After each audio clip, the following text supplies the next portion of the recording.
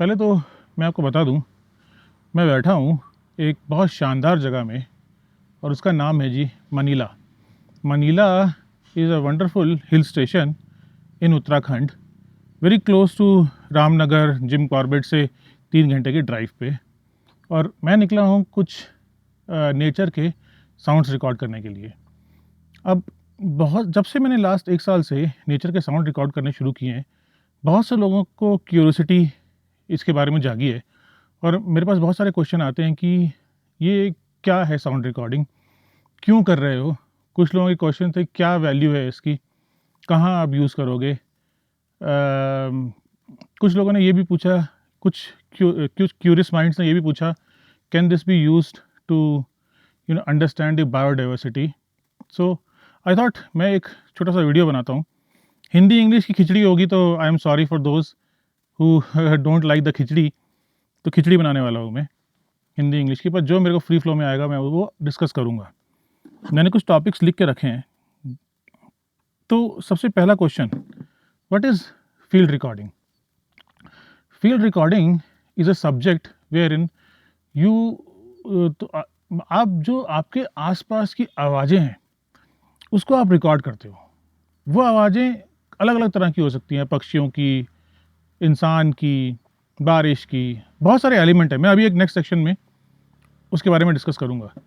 तो field recording is nothing but as simple as recording the sounds around you in the ambient environment, not in the studio, in the ambient environment। जैसे कि जब किसी movie पे काम होता है तो मूवी के साउंड इफ़ेक्ट्स के लिए 2 तरह के साउंड्स रिकॉर्ड किए जाते हैं। एक होता है साउंड इफ़ेक्ट्स जो स्टूडियो में क्रिएट किए जाते हैं, चलने की आवाज़ टप टप टप, वो आप स्टूडियो में कर सकते हो। लेकिन कुछ साउंड्स ऐसी होती हैं जो कि अगर कोई एक सीन ऐसा है जो कि किसी जंगल में शूट किया जा रहा है तो आपको उसके जंगल के साउंड चाहिए होंगे। जब आपको किसी ऐसी सीन में जहाँ पे एक फाइट सीक्वेंस है एक वाटरफॉल के ऊपर, तो आपको वाटरफॉल की आवाज़ें चाहिए होंगी।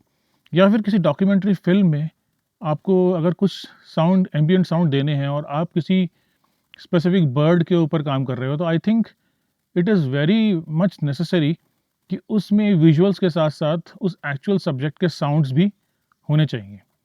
तो ये एक सिंपल शब्द में फील्ड रिकॉर्डिंग है। Okay, types of field recording.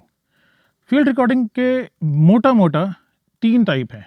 एक है बायोफनी। बायोफनी या बायो एकूस्टिक्स, एकूस्टिक भी बोल सकते हैं, टर्म बहुत ही ना इंटरचेंजेबल है। Bio acoustic, geo acoustic, biophony, geophony, soundscapes, field recording, sound recording, ये सारे इंटरचेंजेबल हैं। कोई एक हार्ड एंड फास्ट रूल नहीं है कि ये वाला वर्ड यूज़ करना है, बट मोटा मोटा साउंड रिकॉर्डिंग की 3 कैटेगरी हैं। एक है बायो एकूस्टिक, जिसमें कि आप जानवरों की, पक्षियों की, कीड़े मकोड़े, इंसेक्ट्स, इन सब की जो लिविंग बींग्स हैं उनकी आवाज़ रिकॉर्ड करते हो, जो वो नेचुरली निकालते हैं। ठीक है, वो क्रिएट नहीं करते हैं, वो नेचुरली निकालते हैं। जैसे कि पक्षियों के चहचहाने की आवाज़, हाथियों के दहाड़ने की आवाज़, उस तरह की आवाज़ें, दैट्स कॉल्ड बायोफनी। दूसरा कैटेगरी है जियोफनी। जियोफनी वो आवाज़ें हैं जो हमारी अर्थ जनरेट करती है, जैसे कि बारिश के गिरने की आवाज़, पानी के चलने की आवाज़, बर्फ़ के गिरने की आवाज़, बिजली के गिरने की, बिजली के कड़कने की आवाज़ें। इस तरह की जितनी भी आवाज़ें जो कि बेसिकली अर्थ जनरेट करती है, उसे हम बोलते हैं जियोफनी। और लास्ट में जो थर्ड कैटेगरी है, that's anthrophony. Anthrophony is any kind of sound created or produced by human beings, which could be songs, music, factory में काम करते हुए ठक ठक ढुक ढुक, राइट, ऐसी सारी आवाज़ें जो कि, क्या फिर म्यूजिकल इंस्ट्रूमेंट की आवाज़ें, दैट्स कॉल्ड एंथ्रोफनी, जो कि ह्यूमन बींग्स जनरेट करते हैं। तो ये 3 कैटेगरी हैं। इन सबका, तीनों का अपना अलग अलग रिलेवेंस है, सबका अलग अलग यूज़ है, और कहाँ पे क्या चाहिए डिपेंड करता है आपका जो एक फ़िल्म है, आपकी ये डॉक्यूमेंट्री फ़िल्म है जिस पे आप काम कर रहे हो, उसमें क्या रिक्वायरमेंट है। जी, next section, kind of equipment. तो इक्विपमेंट में शुरुआत के लिए आप एक सिंपल सा एक साउंड रिकॉर्डर, फील्ड रिकॉर्डर बोलते हैं इसको, जिसमें कि you have a device which can record sounds and store it in a storage like SD card, micro SD card, and it has an inbuilt or included mics. ये mic है, okay? This has included mic. अब अगर आप ध्यान से देखोगे ना, इस माइक में देयर आर 2 माइक्स और उस माइक के पैटर्न है। मैं अभी उस माइक के पैटर्न की भी बात करूंगा। Let's talk about the equipment first. तो ये सबसे बेसिक इक्विपमेंट है जो आप अगर किसी को शौक है, शौकिया तौर पे कर रहे हो या फिर किसी प्रोजेक्ट के लिए कर रहे हो, तो start with a small simple recorder which has got a mic included, so you don't have to buy a separate mic. That's a good start. Okay, let's go to the next level. The next level is another field recorder जो कि Tascam मैं use करता हूँ। पहला वाला जो मेरा सबसे पहला साउंड रिकॉर्डर था, that was Zoom का H5, and then my next recorder was Tascam Pota Capture X8, and दोनों ही फील्ड रिकॉर्डर हैं। इसके अंदर भी अपने माइक हैं। मैंने इसको विंड से बचाने के लिए एक विंड बफ लगाया हुआ है, लेकिन इसमें क्या है, आपको जब एडिशनल माइक लगाने हैं तो उसके लिए XLR पोर्ट हैं। यहाँ पे मेरे पास 4 XLR पोर्ट है, तो मैं 4 माइक लगा सकता हूँ along with 2 internal built in mic.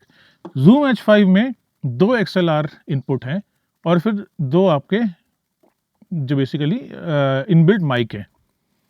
और दी नेक्स्ट लेवल ऑफ डिवाइस, अगर आप इस स्टेज में पहुंच गए हैं जहाँ पे कि आप प्रोफेशनली कमर्शियल लेवल के साउंड्स रिकॉर्ड करना चाहते हो, then I use for that, there are many other options. There is a option from Zoom के बहुत प्रोफेशनल रिकॉर्डर्स आते हैं। There is a option from DT। I use this device called sound device का MixPre 6 because of most important thing is pre amplifier. तो pre amplifier जो है वो इसका सबसे बढ़िया एक सबसे बेस्ट प्री एम्पलीफायर है, जिसकी when I say best that means it creates very less internal noise. हर साउंड को जब आप रिकॉर्ड कर रहे हो तो you are recording it through electronic equipments, और इलेक्ट्रॉनिक इक्विपमेंट्स जो होते हैं वो अपनी एक नॉइज़ क्रिएट करते हैं। साउंड डिवाइस जो है इस तरह के जो MixPre 6 है, इसकी वो जो नॉइज़ है वो सबसे कम है। अभी सिर्फ रिकॉर्डर्स ही ये डिसाइड नहीं करते हैं कि नॉइज़ कितनी होगी, आपके माइक भी आपके लिए उतनी साउंड नॉइजेस रिकॉर्ड कर सकते हैं। तो जब मेरे को अपनी क्वालिटी ऑफ साउंड जो है उसको और इम्प्रूव करना होता है, then I record through external mics. My prime mic is Rode का NTG2 फॉर लीनियर रिकॉर्डिंग। तो मैं अभी इसके बारे में बात करूँगा, type of miking techniques, mic कितने तरह के होते हैं और माइकिंग की टेक्निक क्या होती है, मैं उसके बारे में बात करूँगा। And I use 2 different kind of mics. Okay, that's another set of mics if you see. ये है Rode का M5। ये भी शॉटगन माइक है। This also is called a shotgun mic, but it's a larger diaphragm. It's a longer diaphragm, and these are short diaphragm shotgun mics Rode M5, जो कि again directional है, but अगर आप ध्यान से देखें तो एक पैटर्न में मैंने इनको लगाया हुआ है। अभी बात करते हैं उसके बारे में। और फिर ये वाले जो हैं ये छोटे माइक हैं, these are called omni directional mics. These record sounds from all directions, while the shotgun mics record sound right in front of them. उसका भी एक पैटर्न है। तो ये मेरे मोटे मोटे डिवाइसेस हैं, और इसके साथ आई यूज़ सम पावर बैंक्स, सम छोटे मोटे इक्विपमेंट जो हैं वो मैं और यूज़ करता हूँ। विंड प्रोटेक्शन बहुत ज़रूरी होती है फील्ड रिकॉर्डिंग में, क्योंकि हवा आपको हमेशा परेशान करने वाली है। अब बात करते हैं टाइप ऑफ माइक। मैं आपको ना माइक दिखाने के लिए इसका विंड प्रोटेक्शन जो है वो हटा रहा हूँ मैं।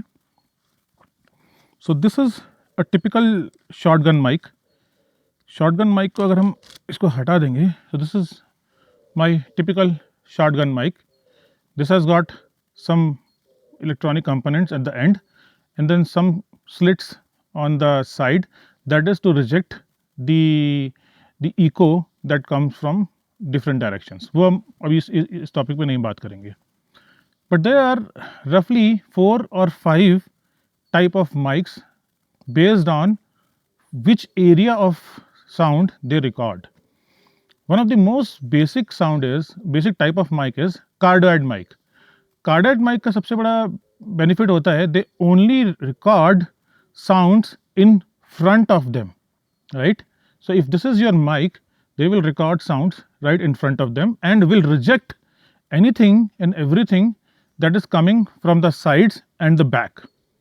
So that way, if I am recording some sounds in a noisy situation and I know कि एक जगह से वहाँ से नॉइज़ आ रही है, तो मैं प्रेफर करूँगा कि जहाँ से नॉइज़ या ठक-ठक या ग्राइंडिंग की आ रही है, मैं उसको माइक के पीछे वाले साइड पे ले आऊँगा.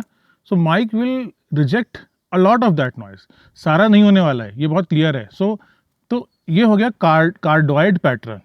फिर एक पैटर्न और होता है which is a mix of a lot of front noise, front sound and little bit of rear sound. That's called सुपरकार्डोइड और हाइपरकार्डोइड पैटर्न्स. ओके, सो उसमें क्या होता है कि फ्रंट से तो मैक्सिमम लेगा but a little bit of back से भी लेगा and will reject from the side से रिजेक्ट कर देगा, right. Then there is another mic which is very interesting mic. It's called figure of 8. Figure of 8 mic में क्या होता है, it will record sound from the right and from the left. It depends upon how you are placing your mic, but eventually it will record sound from right and from left, and that makes a figure of 8. एक circle बना के figure of 8 में उसका एक purpose होता है, and these kind of mics are used for recording mid side pattern, जिसमें कि साइड वाले जो नॉइजेस जो साउंड्स हैं वो आपका फिगर ऑफ 8 माइक रिकॉर्ड करता है, और फ्रंट वाले जो हैं, जो मिड वाली जो साउंड्स होती हैं, वो कार्डोइड माइक रिकॉर्ड करता है. वो एक अनदर एडवांस टॉपिक है, प्रोबेबली सब फॉर सम अदर डे. मोटा मोटा इस तरह के माइक हैं. And the last mic that is used quite a lot in sound recording is called omni directional mic. Omni directional means इस माइक के चारों तरफ जितना भी एक स्फेयर बनेगा वो चारों तरफ से रिकॉर्ड करेगा. तो ये मोटे मोटे 3, 4, 5 जो भी हैं माइक टाइप ऑफ माइक्स होते हैं. अब मैं क्या यूज़ करता हूँ, मैं यूज़ करता हूँ सिर्फ 2 टाइप अभी फ़िलहाल के लिए.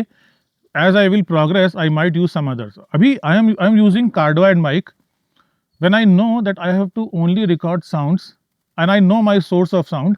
मेरे को उसी साउंड को रिकॉर्ड करना है. तो मैं क्या करता हूँ, मैं एक this is my recorder, and इस रिकॉर्डर को मैं सो इस रिकॉर्डर से मैं अपने माइक को कनेक्ट करता हूँ, and then I record in a directional, इस डायरेक्शन में ऐसे. So that's my direction. इस डायरेक्शन पे रिकॉर्ड है, मुझे पता है वो डायरेक्शन है, तो it will not record maximum of the sound from the right, left and back. पर अगर मुझे पता है कि मैं ऐसे साउंड रिकॉर्ड कर रहा हूँ जहाँ पे हर जगह से साउंड आ रही है, then I use omni directional mic. These are my 2 omni directional mic, and I just put them at a place जहाँ पे मुझे पता है कि चारों तरफ सही साउंड आ रही है, and I want to record all of them. तो ओमनी डायरेक्शनल माइक. तो जी ये है मोटा मोटा टाइप ऑफ जो मेरे साउंड्स के माइक होते हैं, ओके चलो. ओके, अब बात करते हैं माइकिंग टेक्निक की. फील्ड रिकॉर्डिंग में ये बहुत मैटर करता है कि आप कितना विड्थ ऑफ फील्ड कवर करना चाहते हो अपनी साउंड रिकॉर्डिंग में. अब लुक एट दिस जूम का H5 फील्ड रिकॉर्डर. इसका जो माइक है, this is in a pattern call. सो 3 तरह के पैटर्न हैं मोटे मोटे, बाकी और भी हो सकते हैं, बट मैं अभी सिर्फ 3 ही बात करूंगा, मेरे लिए वही इंपॉर्टेंट है. One is XY pattern. XY pattern मतलब the mic are placed like this. So एक राउंड सर्कल यहाँ से और एक, तो it's a very narrow field of recording, but it still covers quite a lot of it, right? And it is recording in a stereo pattern. Most of these miking techniques are preferably for stereo recording, where you record left and right channel, and then your 2 mics are in this pattern. Okay, then there is a pattern called AB. AB is like simply आप 2 mic को front में 2 end पे ले जाओ और उस mic को like in this pattern. And the third technique is called ORTF. ORTF is a French word, मुझसे मत पूछो उसका मतलब क्या होता है, गूगल सर्च कर लेना. ORTF is a pattern where you want to record a wide field of your area, and it still gives you a feel of stereo effect. So like there is a car moving, it goes like this, and then it gives you a stereo effect. So if you want a very hardcore stereo effect, ORTF is your choice of recording miking technique. And if you want to cover a wide field area, then ORTF is your choice of recording. Mostly I use in a combination. So like अगर आप देखेंगे यहाँ पे 4 mic हैं इस समय मेरे mix pre में. There are 2 mics which are omnidirectional, which is recording in a stereo. तो मैंने इसमें ट्राई किया है कि काफ़ी डिस्टेंस में 2 माइक में रखूं ताकि मुझे स्टीरियो इफेक्ट आए. और फिर 2 माइक हैं मेरे small diaphragm shotgun Rode M5 mic जो मैंने ORTF पैटर्न में रखे हुए हैं. This doesn't give me a very like omnidirectional pattern but give me a very wide field of recording. तो that way there are 3 different type of miking technique. मेरे लिए जो important है वो यही है. I use XY. So this is my XY pattern जो most of the mic आपको field recorders में आपको मिलेगा. And then my ORTF and omnidirectional. ये 3 ही मैं miking pattern जो है वो यूज़ करता हूँ मैं. Okay, so where exactly I am planning to, बहुत सारे लोगों ने मुझसे क्वेश्चन पूछा है कि एग्जैक्टली मैं कर क्या रहा हूँ और क्यों कर रहा हूँ ये. तो मैं अभी कोई एक्सपर्ट फील्ड रिकॉर्डिस्ट नहीं हूँ. I am recording the interviews and podcast for quite a lot of time. तो मेरे पास कुछ साउंड गियर्स ऑलरेडी हैं जिनको मैंने यूटिलाइज किया है और कुछ और साउंड गियर्स मैंने ऐड किए for the purpose of field recording. तो मैं 2-3 जगहों पे इन चीज़ों को यूज़ कर रहा हूँ. One, I am trying to build a sound library which I want to build as a package and probably start selling it. And I have already sold couple of them in a very small amount, but yes, I've started doing it.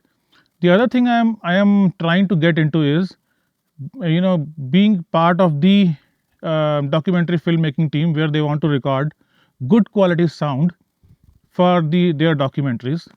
That is one.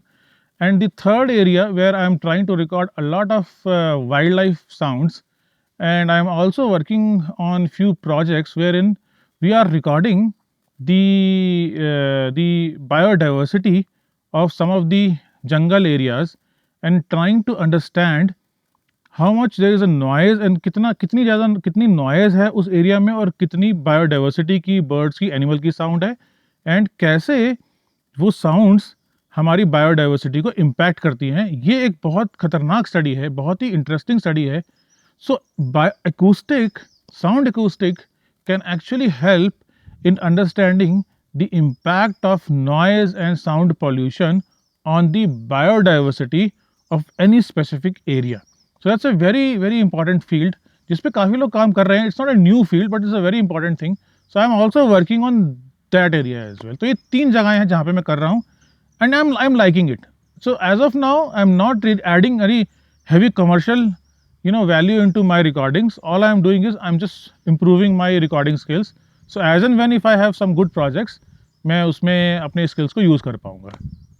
ठीक है जी. तो ये हो गया commercial value जो लोग पूछ रहे थे मैं क्यों कर रहा हूँ.